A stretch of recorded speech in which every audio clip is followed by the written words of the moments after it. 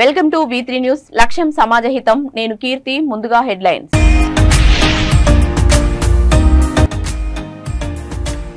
చెన్నై బెంగళూరు జాతీయ రహదారిపై ఘోర ప్రమాదం. 4 పురుషులు, 1 మహిళ సహా 5 మంది మృతి.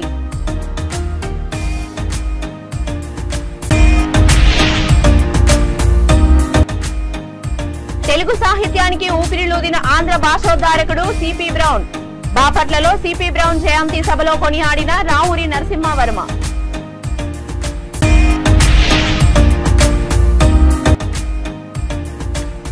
అసెంబ్లీ ఎన్నికల నామినేషన్ ప్రక్రియ పూర్తి. భద్రాచలంలో 18 మంది అభ్యర్థులు, 26 నామినేషన్లు దాఖలు.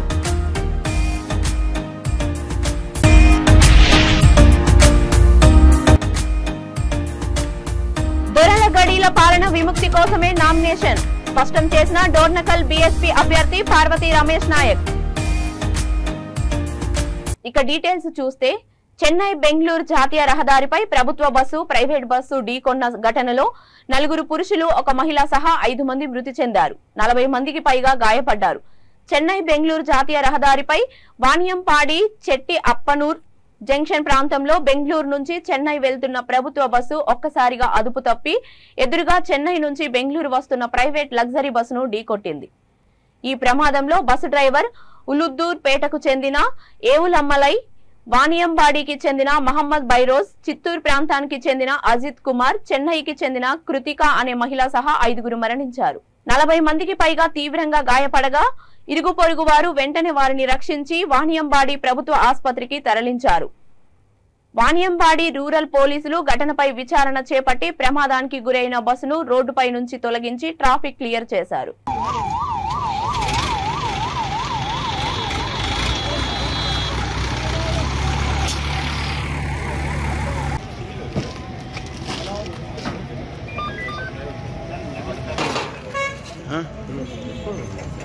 இப்போதான் அந்த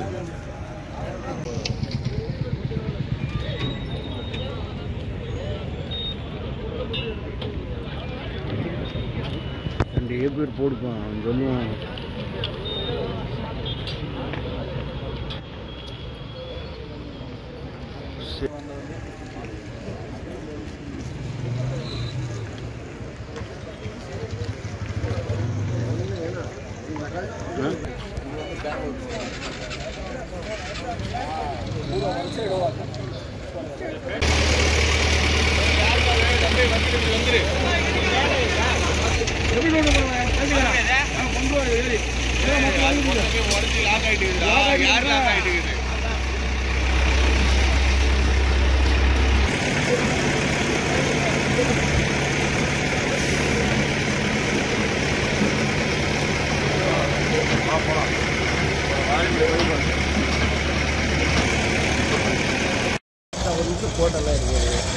நேரம் ஏழு வாட் தண்ணி போங்க. 500 இன்சூரன்ஸ் வாட் தண்ணி போங்க. செல்லு பதில் 2 உள்ள எடுத்து போயிடுங்க.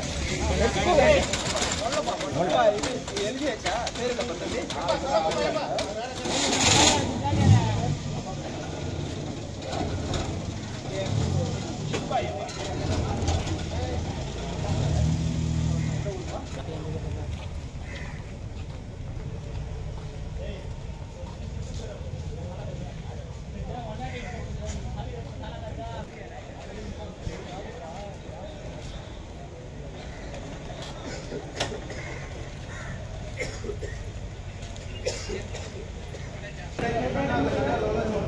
ప్రజాదరణ కోల్పోయి దాదాపు అంతరించిపోయే దశకు చేరుకున్న తెలుగు సాహిత్యానికి ఊపిరిలూది ప్రాణ ప్రతిష్ఠ చేసిన ఆంధ్ర భాషోద్ధారకుడు సిపి బ్రౌన్ అని రావూరి నరసింహవర్మ కొనియాడారు.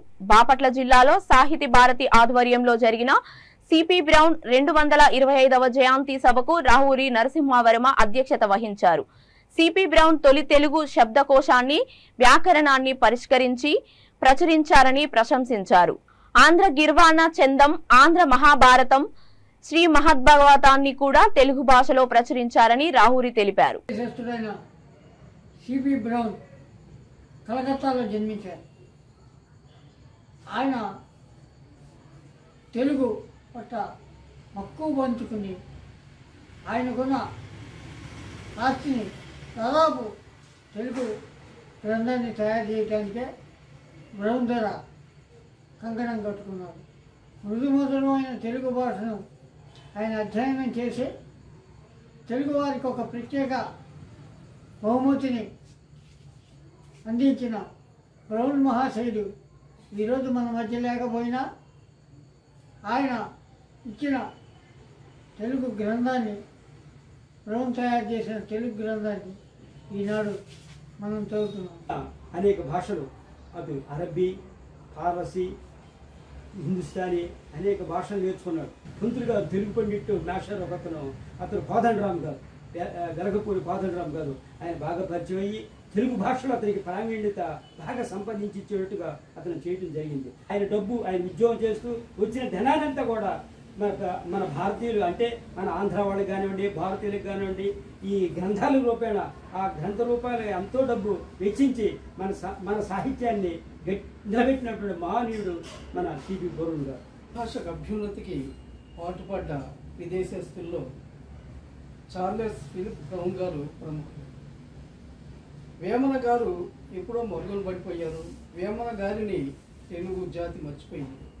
అటువంటి పరిస్థితుల్లో ఎక్కడో దొరికిన వేమన శతకానికి సంబంధించిన ఒక చిన్న పద్యాన్ని సేకరించి ఆ పద్యంలో ఉన్న మహోన్నతమైన విలువను, మానవతా దృక్పథాన్ని వారు అర్థం చేసుకుని ఇటువంటి మహోన్నత కవి ఎవరా, ఇతను తెలుగు భాషలో రచించిన ఈ కవి యొక్క ఉనికి ఏమిటని చెప్పి ఇతను ఎంతగానో పరిశోధించి వేమనకు సంబంధించిన ఎన్నో పద్యాలు ఇతను వెలికి తీసి ఇవాళ వేమనను మనకి పరిచయం చేశారు. తొలిసారిగా తెలుగు నిఘంటును కూడా సిపి బ్రౌన్ గారే తయారు చేశారు. వారు తెలుగు భాష అభ్యున్నతి కోసం ఎంతగానో ప్రయత్నం చేశారు. ఎక్కడెక్కడో ఉన్న తాళపత్ర గ్రంథాలను తీసుకొచ్చి ఎవరైతే తాళపత్ర గ్రంథాలను వారికి ఇచ్చారో వారికి ఎంతో బహుమతులు ఇచ్చి చివరికి వారు తన జీతాన్ని సైతం కూడా తాళపత్ర గ్రంథాల సేకరణ కోసం ఖర్చు పెట్టి మనిషి అప్పులు పాలైపోతూ ఉండేవారు. భద్రాద్రి కొత్తగూడెం జిల్లా భద్రాచలం ఎస్టీ నియోజకవర్గంలో అసెంబ్లీ ఎన్నికల నామినేషన్ ప్రక్రియ పూర్తయింది. ఈ నెల 3 నుంచి శుక్రవారం వరకు 18 మంది అభ్యర్థులు 26 నామినేషన్లు దాఖలు చేశారు. వీరిలో 8 మంది నేషనల్ రికగ్నైజ్డ్ పార్టీల వారు, 6 మంది రిజిస్టర్ అండ్ రికగ్నైజ్డ్ పార్టీలు, 4 స్వాతంత్ర అభ్యర్థులు, మొత్తం 18 మంది నామినేషన్లు దాఖలు చేశారు. ఈ నెల 15న నామినేషన్ల ఉపసంహరణ ప్రక్రియ చేపడతామని భద్రాచలం రిటర్నింగ్ ఎన్నికల అధికారి మంగీలాల్ తెలిపారు.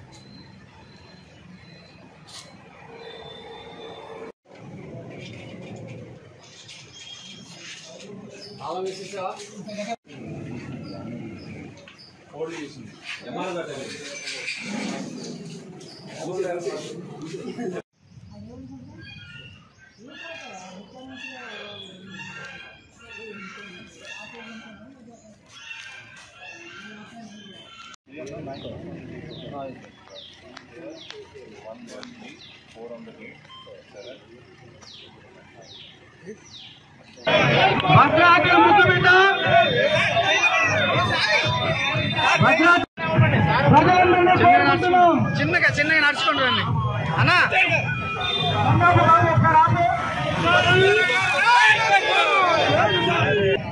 డంపింగ్ యార్డ్ లేదండి.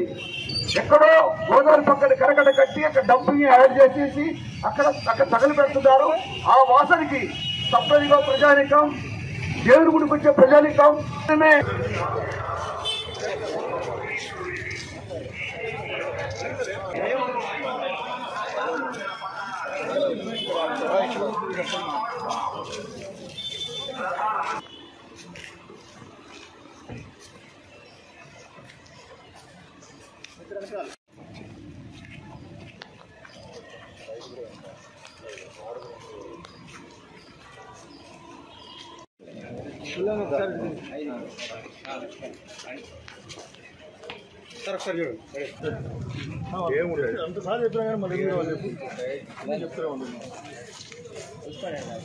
ఓకే, నమస్కారం. ఈ నెల 3వ తారీఖు నుంచి ఈరోజు 10వ తారీఖు వరకు నామినేషన్ ప్రక్రియ జరిగింది. ఈరోజు చివరి రోజు 3 వరకు తీసుకున్న నామినేషన్లో భాగంగా మొత్తం 8 మంది నేషనల్ పార్టీస్ తరఫున సబ్మిట్ చేయడం జరిగింది. అలాగే ఆరుగురు రిజిస్టర్డ్ అన్రికగ్నైజ్డ్ పార్టీ తరఫున సబ్మిట్ చేయడం జరిగింది. 4 ఇండిపెండెంట్ క్యాండిడేట్స్ సబ్మిట్ చేశారు నామినేషన్ పేపర్స్. అలాగే ఈ నామినేషన్ పేపర్స్ అన్నీ 13వ తారీఖు స్క్రూటినీ చేపడతాము 3ంటికి. ఇక్కడ ఇదే రిటర్నింగ్ ఆఫీసర్ కార్యాలయంలోనే ఈ స్క్రూటినీ చేపడతాము. అలాగే 15వ తారీఖు విత్డ్రాల్ ఉంది. 30వ తారీఖు మన ఓటింగ్ ఉంది. 30వ తారీఖు ఓటింగు 7 గంటల నుంచి 4 గంటల వరకు ఏజెన్సీ ఏరియా కాబట్టి 4 గంటల వరకే మనకు పర్మిషన్ ఇచ్చింది ఎలక్షన్ కమిషన్ ఆఫ్ ఇండియా. ఓటర్లు అందరూ కూడా 30వ తారీఖు నాడు మీ ఓటు హక్కు. దొరలగడిలో బందీ అయిన డోర్నకల్ నియోజకవర్గ పాలనను ఎమ్మెల్యే క్యాంప్ ఆఫీసు నుండి చేసి సబ్బండ వర్గాలకు అందుబాటులో ఉండే విధంగా చేయడం కోసం నామినేషన్ వేస్తున్నామని డోర్నకల్ బీఎస్పీ ఎమ్మెల్యే అభ్యర్థి పార్వతీ రమేష్ నాయక్ అన్నారు. దొరల ప్రతినిధుల విముక్తి డోర్నకల్ కోసం బహుజన్ సమాజ్ పార్టీ పనిచేస్తుందని తెలిపారు. మాది ఆనపురం వెంకటదండ అర్పడ బంగ్లా. నేను ఒక గిరిజన బిడ్డని, భోజన బిడ్డని, గుట్ల పాఠశాలలో చదువుకున్న బిడ్డని. నా మీద నమ్మకంతో నాకు డోర్నకల్లో ఎమ్మెల్యే క్యాండిడేట్గా అవకాశం ఇచ్చిన డాక్టర్ ప్రవీణ్ కుమార్ సార్ గారికి, అలాగే సహాయ సహకారాలు అందించిన జిల్లా నాయకులకు, మహిళా నాయకులకు, అలాగే మండల నాయకులకు అందరికీ పేరు పేరున ధన్యవాదాలు. ముఖ్యంగా ఆర్థికంగా నాకు ఎలాంటి డబ్బు లేకున్నా సరే ఒక బహుజన బిడ్డలను అసెంబ్లీకి పంపించాలనే ఉద్దేశంతో డాక్టర్ ప్రవీణ్ కుమార్ సార్ గారు నాకు డోర్నకల్లో ఉన్న ప్రజలకు సేవ చేయాలనే ఉద్దేశంతో ఎమ్మెల్యే బహుజన సమాజ్ పార్టీ తరఫున ఎమ్మెల్యే క్యాండిడేట్గా నాకు అవకాశం ఇవ్వడం జరిగింది. బహుజన సమాజ్ పార్టీ అంటే మహిళలను ప్రోత్సహించే పార్టీ. బహుజన సమాజ్ పార్టీ అంటే ఏ గ్రామ పంచాయతీ మెట్లు ఎక్కని వాళ్ళని, ఏ గ్రామ పంచాయతీ మొహం చూడని వాళ్ళని ఎమ్మెల్యేలుగా, ఎంపీలుగా చేసిన ఏకైక పార్టీ అంటే బహుజన సమాజ్ పార్టీ. అలాగే భిక్షాటన చేసే వాళ్ళని కూడా చట్టసభలో సమాన న్యాయం కల్పించాలనే ఉద్దేశంతో ఎమ్మెల్యే క్యాండిడేట్గా టికెట్ ఇచ్చిన ఏకైక పార్టీ అంటే బహుజన సమాజ్ పార్టీ అని నేను తెలియజేస్తున్నాను. తెలంగాణ వచ్చిన తర్వాత మన పిల్లలకి స్కూల్స్, హాస్పిటల్స్ కట్టిస్తారేమో అనుకున్నామే, కానీ తెలంగాణ వచ్చిన తర్వాత వైన్ షాపులకు, అలాగే శ్మశాన వాటికలకు ప్రాధాన్యత ఇవ్వడం జరిగింది. ఈ పాలకులు అన్నీ ఇస్తున్నారే కానీ మన బహుజన బిడ్డలకి ఎందుకు విద్యను అందజేయడం లేదని నేను అడుగుతున్నా. ఎందుకంటే విద్య ఒకటే అన్ని ప్రశ్నలకు సమాధానం ఇస్తుందని మనకు తెలుసు. కాబట్టే మనకు గవర్నమెంట్ ద్వారా వచ్చే ఏ పథకాలు ఉన్నాయో, రైతు బంధు, దళిత బంధు, కళ్యాణ లక్ష్మి, అలాగే గొర్రెలు, బర్రెలు అన్ని ఇచ్చి మన బహుజన బిడ్డల్ని విద్యకు దూరం చేస్తున్నారు. తెలంగాణ వచ్చిన తర్వాత మా బిడ్డలందరికీ ఉపాధి కానీ, ఉద్యోగ అవకాశాలు కానీ లేకుండా పోయింది. ఎందుకంటే బీజేపీ, కాంగ్రెస్, బీఆర్ఎస్ పార్టీలన్నీ దొరల పార్టీలు. వీళ్ళకి మా బాధలన్నీ తెలియవు. ఇన్ని సంవత్సరాలు మీ చేతిలో పాలన ఇచ్చాము, కానీ మా బహుజన బిడ్డలకి ఎలాంటి న్యాయం జరగలేదు. ఇప్పుడు మా కోసం మా నాయకుడు వచ్చాడు, డాక్టర్ ప్రవీణ్ కుమార్ సార్. ఒక జమ్మలమడుగు మున్సిపాలిటీ పరిధిలోని 2వ వార్డు నందు బాబు షూరిటీ భవిష్యత్తుకు గ్యారంటీ కార్యక్రమాన్ని జమ్మలమడుగు టీడీపీ ఇన్ఛార్జ్ చదిపిరాళ్ల భూపేష్ సుబ్బిరామిరెడ్డి నిర్వహించారు. ఈ సందర్భంగా ఆయన మాట్లాడుతూ వైసీపీ ప్రభుత్వం వచ్చి ఇప్పటికి 4.5 ఏళ్లు పూర్తవుతుందని, ఇప్పటి వరకు పేదవారికి ఒక ఇల్లు కూడా ఇవ్వని ఈ ప్రభుత్వం మనకు అవసరమా అన్నారు. తెలుగుదేశం పార్టీ అధికారంలో ఉన్నప్పుడు రంజాన్ తోఫా, క్రిస్మస్ కానుక, సంక్రాంతి కానుక పేద ప్రజలకు ఇచ్చేవారని తెలిపారు. ఇప్పుడున్న వైసీపీ ప్రభుత్వంలో పేదవారికి ఒక్క బియ్యం తప్ప ఏమి ఇవ్వడం లేదని ఆరోపించారు.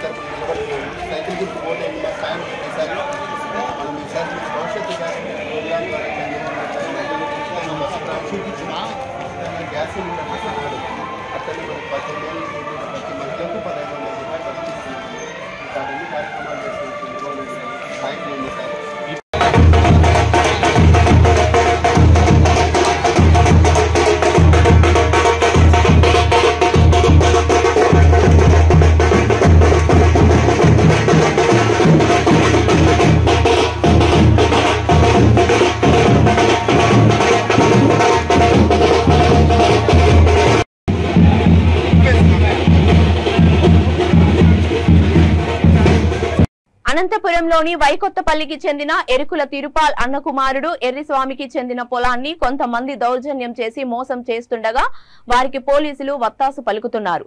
70 సంవత్సరాలుగా సాగులో ఉన్న ఎరుకల తిరుపాల్ అనే రైతు భూమిని కబ్జా చేసి దొంగ డాక్యుమెంట్లు సృష్టించి అమాయకులైన వారిని రెవెన్యూ అధికారులు మోసం చేస్తుండగా వారికి పోలీసులు చేయూత అందిస్తున్నారన్నారు. దీనిపై జిల్లా ఎస్పీ దృష్టి పెట్టాలని మీడియా ద్వారా రైతు తిరుపాల్ వేడుకుంటున్నారు.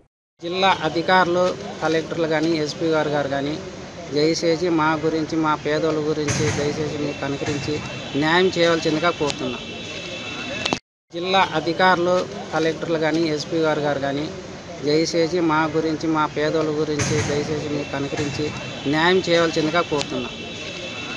ఆంధ్రప్రదేశ్ రాష్ట్ర ప్రభుత్వ ఆధ్వర్యంలో జొన్న, రాగి, కొర్ర, కంది పంటలకు మద్దతు ధరపై రైతులకు అవగాహన కల్పించారు. ఈ కార్యక్రమంలో market yard chairman Sunil Yadav, Srinivas Reddy, agriculture, JD agriculture ఉన్నత అధికారులు పాల్గొన్నారు.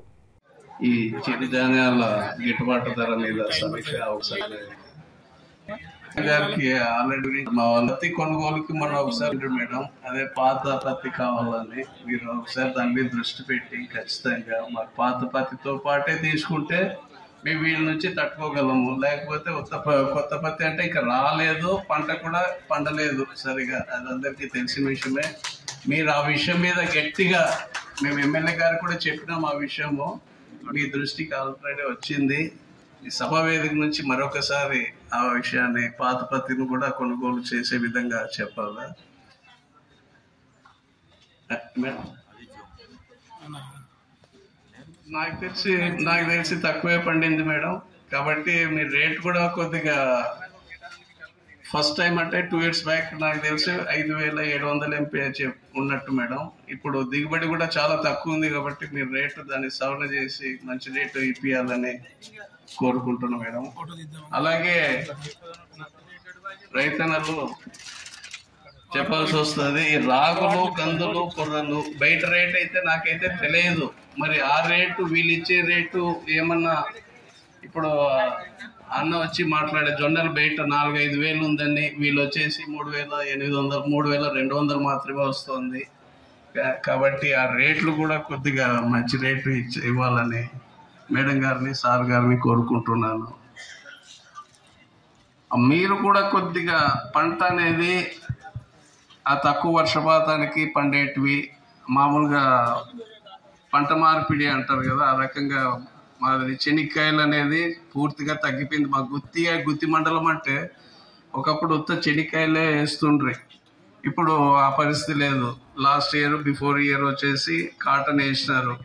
కాటన్ కూడా దిగుబడి తక్కువగానే వస్తుంది. కాబట్టి చిరుధాన్యాల మీద కూడా కొంచెం దృష్టి పెట్టి, పెట్టుబడి తక్కువ, మన అదృష్టము. మామూలుగా నాకు తెలిసి రైతన్నదంటే అదృష్టమే, అది జాక్పాట్ ఉన్నట్టు. చేతికి మనకి ఎప్పుడు వస్తుందో తెలియదు, ఏం తెలియదు. కరెక్ట్ పూత దశలో వర్షం పడినా కూడా మనకి పంట రాదు. కాబట్టి భూమాత మనకి ఎంత ప్రాప్తో అంత ఇవ్వగలుగుతుంది. కానీ దాంతోపాటు వీళ్ళ ప్రాప్తం కూడా మనకి కొద్దిగా అవసరం ఉంటుంది. వీళ్ళు కూడా రేట్లు ఎక్కువ ఇచ్చి మన రైతులని ఇంకో. పెద్దపల్లి జిల్లా రామగుండం బీజేపీ అభ్యర్థులుగా కందుల సంధ్యారాణి చివరి రోజు భారీ ర్యాలీ నిర్వహించి నామినేషన్ వేశారు. చౌరస్తాలోని పోచమ్మ ఆలయం, శివాలయం, రామాలయాల్లో ప్రత్యేక పూజలు నిర్వహించారు. స్టేడియం నుండి భారీ అనుచరగణంతో చౌరస్తా మీదుగా ఎన్టీపీసీలోని నామినేషన్ కార్యాలయానికి చేరుకున్నారు. నామినేషన్ ర్యాలీలో బీజేపీ కార్యకర్తలతో పాటు జనసేన కార్యకర్తలు భారీగా తరలివచ్చారు. రామగుండం రాజకీయాల్లో అవినీతి పెరిగిపోయిందని, తనను గెలిపిస్తే అభివృద్ధి చేసి చూపిస్తానన్నారు.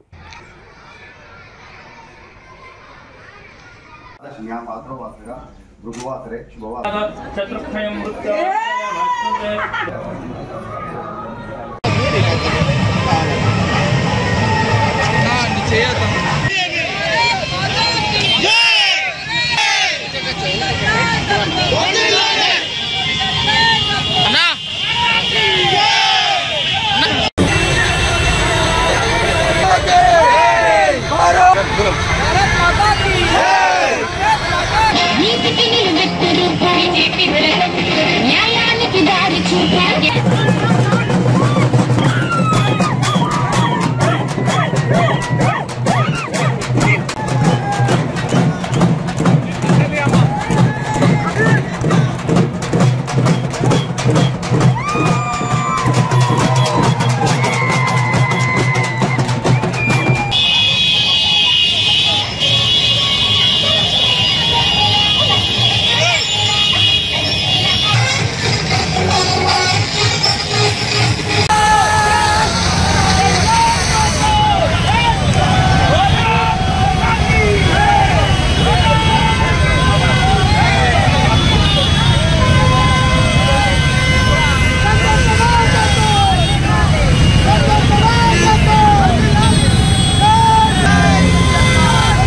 76 ఏళ్ల స్వాతంత్ర భారతంలో మొదటిసారి మీరంతా మహిళగా మీ ఇంటి ఆడబిడ్డగా నన్ను ఆదరించి అవకాశం ఇవ్వాలని అలవి గాని హామీలు ఇస్తూ ప్రజలని మోసం చేస్తున్న బీఆర్ఎస్ కాంగ్రెస్ పార్టీలకి ఓటు ద్వారా బుద్ధి చెప్పాలని ప్రజలందరినీ కూడా కోరుతా ఉన్నాను.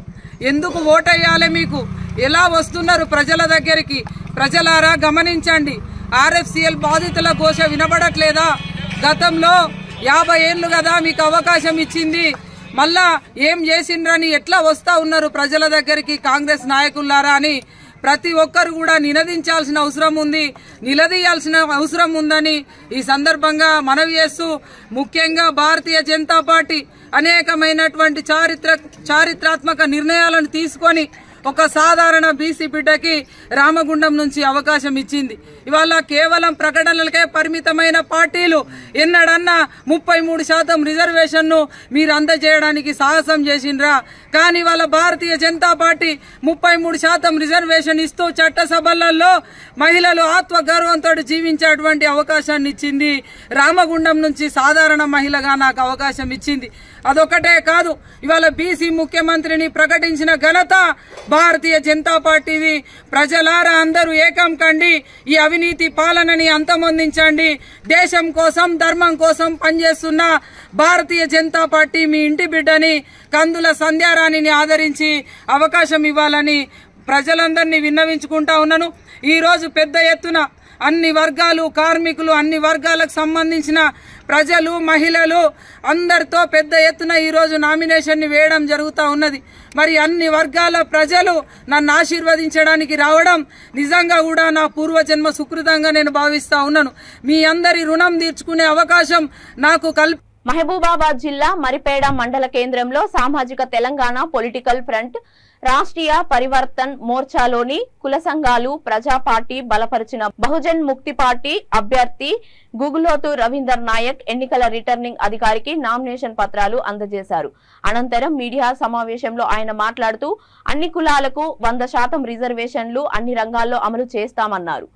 కులాల వారీగా జనాభా జనగణన చేస్తామని, మహిళలకు 50% రిజర్వేషన్లు, జనాభా నిష్పత్తి ప్రకారం బీసీ, ఎస్సీ, ఎస్టీ, మైనార్టీ అగ్రకులాల మహిళలకు అవకాశం కల్పిస్తామని రవీందర్ నాయక్ తెలిపారు. నా పేరు గుగులోత్ రవీందర్ నాయక్, రోడ్నాకల్ మండలం పెరుమల సింగ్సా బొడ్రాయితండ. నేను BMP పార్టీ అంటే బహుజన్ ముక్తి పార్టీ నుంచి పోటీ చేస్తున్నాను, సామాజిక తెలంగాణ పొలిటికల్ ఫ్రంట్ నుంచి. మా యొక్క పార్టీ యొక్క మేనిఫెస్టో జనాభా తమాషా ప్రకారంగా 100% రిజర్వేషన్ అన్ని కులాలకు అమలు చేస్తాము. అట్లాగే కులాల వారీగా జనాభా జనగణన చేస్తాము. మహిళలకు 50% రిజర్వేషన్ ఎస్సీ, ఎస్టీ, బీసీ, మైనార్టీలతో అందరితో పాటు కల్పిస్తాము. అట్లాగే విద్యా వైద్యమును ప్రజలందరికీ ఉచితంగా పంపిణీ చేస్తాము. పరిశ్రమలను జాతీయం చేస్తాము. గ్యారంటీ ఉద్యోగము లేదా ఉపాధి కల్పిస్తాము. తక్షణమే 2,50,000 ఉద్యోగాలు పంపిణీ చేస్తాము. ప్రభుత్వ ఉద్యోగ ఖాళీలను భర్తీ చేస్తాము. అట్లాగే ప్రతి 6 నెలలకు ఒకసారి జాబ్ క్యాలెండర్ను అమలు చేస్తాము. అట్లాగే భూములను జాతీయం చేస్తాము. పంటలను పండించే రైతులకు భూములను కేటాయిస్తాము. రైతులు పండించిన పంటకు మద్దతు ధర రైతునే నిర్ణయించుకునే విధంగా ప్రభుత్వం వచ్చిన తర్వాత ఏర్పాటు చేస్తాము. అట్లాగే ఆదివాసీ ఏజెన్సీ ప్రాంతంలో రాజ్యాంగం కల్పించిన 5వ షెడ్యూల్ని అమలు చేస్తాము. ఎందుకంటే ఇప్పుడు భారత రాజ్యాంగంలో ఆర్టికల్ 3 ప్రకారంగా గిరిజనులకు ఉన్నటువంటి రాజ్యాంగం ఆర్టికల్ 3లో గిరిజనులకు ఉన్నటువంటి ఆర్టికల్ 3ను ప్రభుత్వాలు రద్దు చేయడం జరిగింది. దాంతోపాటు ఆర్టికల్ 3తో పాటు 5వ షెడ్యూల్లో భారత రాజ్యాంగంలో గిరిజనులకు ఉన్నటువంటి ఏజెన్సీ ప్రాంతాల్లో అక్కడ ఉన్నటువంటి స్థానిక భూ వనరులను, అక్కడ ఉన్నటువంటి ఉద్యోగాలను ఏజెన్సీ ప్రాంతాల వాళ్ళకి దక్కే విధంగా ప్రత్యేకంగా BMP పార్టీ ముందుకు తీసుకొచ్చింది. దీనికి లక్ష్యంగా BMP పార్టీ పనిచేస్తుందని, అట్లాగే కొన్ని భారత రాజ్యాంగం వచ్చేసి ఇప్పటికీ 75-78 సంవత్సరాలైంది. ఇప్పటికీ భారత రాజ్యాంగాన్ని ఉన్నటువంటి కాంగ్రెస్ కావచ్చు, BJP కావచ్చు, BRS కావచ్చు, ఇవన్నీ భారత రాజ్యాంగాన్ని ఇప్పటికే రద్దు చేయాలనే ఆలోచనలో ఉన్నాయి. ఈ ఆలోచనని మేము చాలా దృఢంగా సంకల్పంతో దీనికి మేము వ్యతిరేకిస్తున్నాము. భారత రాజ్యాంగాన్ని నడిపిస్తున్నది భారత రాజ్యాంగమే ప్రతి పార్టీలో నడిపిస్తున్నది కాబట్టి ప్రతి రాజకీయ పార్టీలు భారత రాజ్యాంగం అనుసంధానంతో నడవాలి. అది భారత రాజ్యాంగం మనందరికీ ఒక ఎన్నెముక లాంటిది. భారత రాజ్యాంగాన్ని అవసరాన్ని బట్టి వాడుకుంటున్నారు, భారత రాజ్యాంగాన్ని అవసరాన్ని బట్టి తొక్కేస్తున్నారు. కాబట్టి భారతదేశంలో ఉన్నటువంటి సకల ప్రజలకు, సకల సంపద కలిగినటువంటి సమాజ జాతికి ఇది ఎన్నుపోటులాగా ప్రమాదం జరుగుతూ ఉన్నది. కావున టీఎంపీ పార్టీ యొక్క లక్ష్యం భారత రాజ్యాంగమే మా యొక్క అంతిమ లక్ష్యం అంటూ భారత రాజ్యాంగం ఇచ్చినటువంటి ఏవైతే ఆదేశిక సూత్రాలు అయితే ఉన్నాయో, లేదంటే ప్రాథమిక విధులు అయితే ఉన్నాయో, లేదంటే మన రాజ్యాంగం కల్పించినటువంటి ఎస్సీ ఎస్టీ బీసీ మైనార్టీలకు కావాల్సినటువంటి ప్రత్యేక హోదా, ప్రత్యేక గౌరవం, ఎస్సీ ఎస్టీ మైనార్టీ ప్రజలకు ఎంత జనాభా ఉంటే అంత తమాషా ప్రకారంగా వాళ్లకు విద్యలోను, వైద్యంలోను, అట్లాగే బడ్జెట్లోను, అట్లాగే ప్రత్యేక అంశాలను, ప్రతి ఒక్క రంగాలలోనూ వాళ్లకు ప్రత్యేక హోదా కల్పించడానికి బీఎంపీ పార్టీ ముందుకొచ్చింది. దీని ఉద్దేశంగానే పార్టీ ఈ నామినేషన్ వేయడానికి ముఖ్యమైన అంశంగా మేము తెలియజేస్తున్నాము.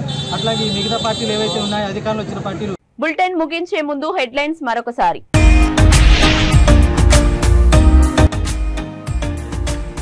చెన్నై బెంగళూరు జాతీయ రహదారిపై ఘోర ప్రమాదం, 4 పురుషులు, 1 మహిళ సహా 5 మంది మృతి.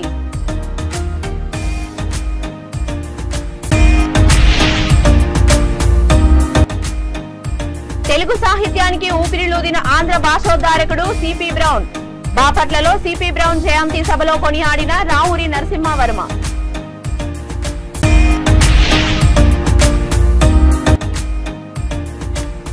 అసెంబ్లీ ఎన్నికల నామినేషన్ ప్రక్రియ పూర్తి. భద్రాచలంలో 18 మంది అభ్యర్థులు, 26 నామినేషన్లు దాఖలు.